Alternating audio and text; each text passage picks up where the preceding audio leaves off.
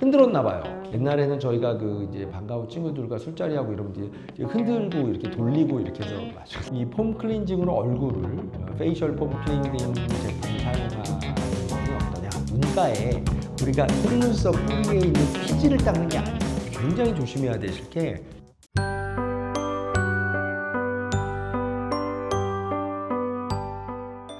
안녕하십니까. 오랜만에 뵐게요. 저는 서울글로우안과 차용재 원장입니다. 날씨도 무더워지고 낮에는 좀 무더위의 기운도 좀 없고 축축 처지기 시작하고 잘 때 열대야가 시작되려고 막 그러는 느낌도 들고 뭐 이래요. 그래서 오늘은 좀 쉬어가는 페이지로, 예전 유튜브에서 여러분들이 그 눈 세정, 우리가 눈 닦는 거 있잖아요. 그 여러분들의 많은 관심을 보여주신, 제가 직접 안경을 벗고 민낯을 공개한 그 유튜브 촬영의 댓글 중에서 궁금해하셨던 것 몇 가지에 대해서 제가 답을 드리는 시간을 갖도록 하겠습니다. 괜찮으실까요? 네, 괜찮다고요? 네, 좋습니다. 그러면 첫 번째로 질문이, 폼 클렌징 있잖아요. 그 여성분들은 이제 화장을 아침에 하시고 낮에 업무도 보고 볼일도 보시고 또 직장도 다니시고 하다가 퇴근하시고 나서 폼 클렌징으로 화장을 지우거나, 남성분들도 모공 관리하느라고 폼 클렌징으로 열심히 모공을 잘 닦을 수도 있는데, 그 이 폼 클렌징으로 얼굴을 페이셜 폼 클렌징 제품을 사용하는 거는 어떠냐. 그러니까 같은 거품이니까 성분이 비슷할 수 있다, 유사할 수 있다라는 의도의 질문이신 것 같아요. 얼굴을 닦는 폼 클렌징 성분으로 눈가를 이렇게 눈을 감고 5번 왔다 갔다 하면서 속눈썹 끝 뿌리 쪽을 손가락의 예민한 끝부분으로 이렇게 만지면서 닦아주는 거 가능하냐? 정답은 네, X입니다. 이유를 설명을 드리자면, 얼굴의 피지, 그러니까 우리가 얼굴 피부가 굉장히 두껍고 이 피부에 들어있는 피지를 녹여서 닦아내는 그 얼굴 페이셜 폼 클렌징 성분에 들어있는 계면 활성제라 그래서 기름을 녹이는 그 성분은 강해요. 눈가에 우리가 속눈썹 뿌리에 있는 피지를 닦는 게 아니에요. 굉장히 조심해야 되실 게, 유튜브들을 보다 보면 이 안구건조증과 관련된 유튜브에서 피지를 닦는다, 피지를 짜낸다 이렇게 표현하는 게 많은데요. 그거는 엄밀히 말하면은 그거는 다른 겁니다. 그래서 이 피지가 아니라 눈꺼풀 테두리에 있는 마이봄샘의 모공, 속눈썹 뿌리에 있는 모낭충에 의한 염증, 그거를 관리하는 거고요. 이 피지를 닦아낸다는 개념은 이 피지와는 다르죠. 그래서 얼굴을 닦는 페이셜 폼 클렌저를 눈에 사용하면 눈에 들어가지 않을 수가 없거든요. 그러면 눈물의 기름층을 과도하게 녹여버리거나 안구 표면에 많은 자극을 줍니다. 작은 점상 미란을 일으키는 경우도 많고요. 또 눈이 그러면 시리게 되고 더 따갑게 되고, 심하면 충혈, 이물감, 또 눈물 흘림, 이런 증상들이 나타날 수가 있어요. 그래서 페이셜 폼 클렌징 제품으로 눈가에 눈 세정을 하는 것은 권해드리지 않습니다. 그리고 또 두 번째 질문이 제가 생각나는 게, 백내장 수술을 받으셨는데 며칠을 좀 세안을 조심하다가 다시 세안을 하려고 하는데 이 클렌징 제품을 쓰는 게 어떠냐.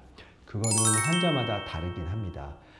백내장 수술 전 평가 검사에서 수술 전에 모낭충, 데모덱스라고 하는 모낭충이 굉장히 많아서 백내장 수술 후 안구건조증을 발생 또는 악화시키는데 기여하겠다, 이 모낭충 때문에. 그렇다면은 분명히 그 수술하신 주치의 선생님이 백내장 수술 후 일정 기간 어느 정도가 지난 후에 눈가에 이 제품으로, 요런 안전한 제품으로 닦는 걸 권할 겁니다. 일반적으로 백내장 수술 후 눈가를 이렇게 세심하게 닦는 게 가능한 시기는 그래도 제가 아무리 빨라도요, 저는 권해드리는 거는 한 3주 정도나, 빠르면 2주, 3주, 수술 절개창의 상태라던가 수술 후 여러 가지 상태를 봐야겠지만, 수술 후 2, 3주 이내에는 그냥 가볍게 이제 전체적인 세수가 좋겠고, 수술 후 2, 3주 후에 안전한 시기가 되고 괜찮다라고 판단이 됐을 때 이런 제품으로 모낭충을 관리하는 제품을 이제 쓸 거냐 말 거냐, 모낭충 치료가 필요한지는 수술 전, 백내장 수술 받기 전 주치의 선생님과 진료 과정에서 미리 설명을 들으실 수가 있어야 됩니다. 있을 것이고요. 그래서 그 주치의 선생님과 의논하셔서 사용하시는 게 좋겠습니다. 만약에 3주 지났는데 그냥 써도 되나요? 써도 되죠. 나쁘지 않죠. 전혀 나쁘지 않습니다. 감사합니다. 세 번째 질문으로 기억이 나는 게 속눈썹 붙이는 걸 연장, 맞죠? 연장이라고 그러죠? 속눈썹 연장을 사랑하시는 우리 연장 속눈썹, 네, 그런 분들이 질문에 있었어요. 속눈썹 연장을 전 매일 해야 돼요. 너무 속눈썹이 약하고 가늘고 그래서 연장을 하려고 그러면 뭐가 필요하죠? 붙여야 되죠. 접착제.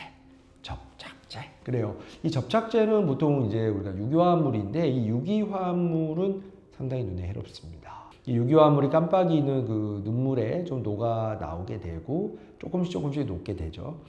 그러면서 눈물에 들어가게 되는데 그 유기화합물은 이제 안구 표면에 염증도 유발하고 또 상처도 유발할 수 있고 이 유기화합물 자체가 건조증의 증상을 악화시킬 수가 있습니다. 속눈썹 연장술 자체는 안구건조증이 심하고 잘 낫지 않는 분들에게는 치료 반응을 방해하는 역할을 하기도 하는데요. 속눈썹 연장술을 한 분이 눈꺼풀을 닦는 건 문제 없죠. 접착제가 분명히 영향을 받아서 문지르니까 속눈썹이 좀 이렇게 떨어져 나가거나 미용적으로 좀 불만족스러운 면이 있을 수는 있을 겁니다. 정리해서 말씀드리면 연장술에 필요한 접착제 때문에 안구건조증에 부정적인 영향을 미친다. 그 이유는 유기화합물, 접착제의 성분 때문이다. 그리고 이 제품을 사용하는 데 있어서 문제는 없지만 제품을 사용한다고 하면 그 접착제가 더 빨리 녹아 나올 수 있고 두 번째로 그래서 연장술을 또 자주 해야 되니까 제품을 사용해서 조금 염증이 가라앉고 모낭충이 컨트롤되는 장점과 또 자주 접착을 해야 되는 단점 또 접착제가 빨리 녹아 나오는 단점들 사이에서 환자분의 증상이 어떤 결과를 보일지는 진료를 통해서 확인해야 될 부분이기는 합니다. 감사합니다. 또 질문이 있었어요. 네 번째인데 클렌징 오일, 그죠? 오일을 쓰는 분이 계신가 봐요. 우리가 페이셜 폼 있잖아요. 아까 말한 모낭 관리 말고 오일 제품으로 하는 분이 있는 거예요. 이게 저도 좀 알아요. 제가 사실 피부에 관심이 잘 없지만 그 클렌징 폼을 쓰면 이게 굉장히 당길 때가 있어서 이게 오일로 닦아내는 분들이 계신가 봐요. 특히 또 화장품 자체가 오일리하게 꾸덕꾸덕하게 이제 얼굴에 바르는 거다 보니까 오일은 오일로 닦는다. 말이 되죠. 근데 오일을 오일로 닦아내는 제품들이 많을 텐데 이 클렌징 오일을 다 하고 나서 이게 다 화장을 지우고 나서 눈꺼풀 세정이 하는 건 괜찮죠. 너무 좋죠. 그럼 클렌징 오일 안 하고 하는 건 안 되죠.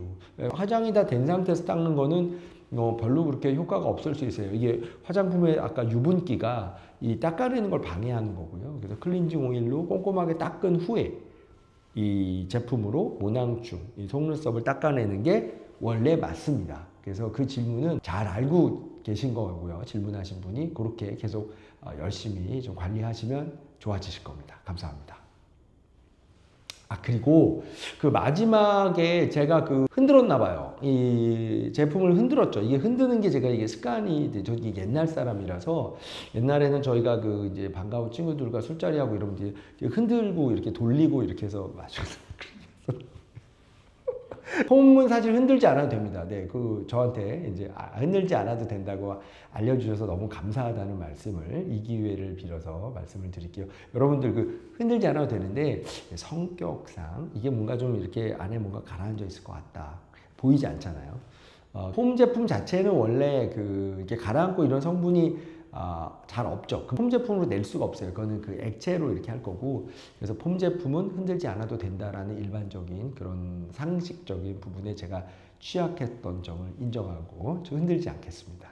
네, 자, 오늘 여러분들이 댓글에 달아주셨던 한 4-5가지의 질문과 비슷한 그런 내용들에 대해서 제가 여러분들한테 좀 답변처럼 재밌게 말씀을 드렸습니다. 여러분, 무더위가 시작됩니다. 또 태풍이 올라온 것 같다는 일기예보도 있는데 무더위 시작될 때 건강관리 잘 하시고 눈은 이제 에어컨과 선풍기와의 싸움을 준비하고 있거든요. 그래서 여름철 안구건조증에 대해서 제가 언제 한번 또 상세하게 관리법을 말씀드리도록 하겠습니다. 감사합니다.